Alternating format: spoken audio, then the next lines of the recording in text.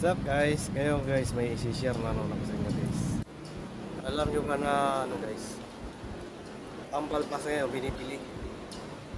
Kaya lang kailangan daw kada hibla ng balbas may signature. Mahal daw ang bili ngayon guys. 2M.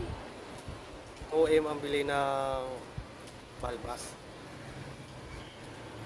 Kaya lang,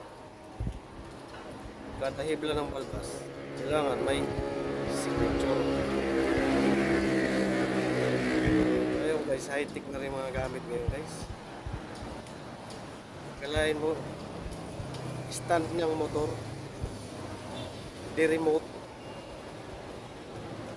Puro high-tech na ang gamit ngayon guys. Pati balbas, binibili na. Kaya lang dapat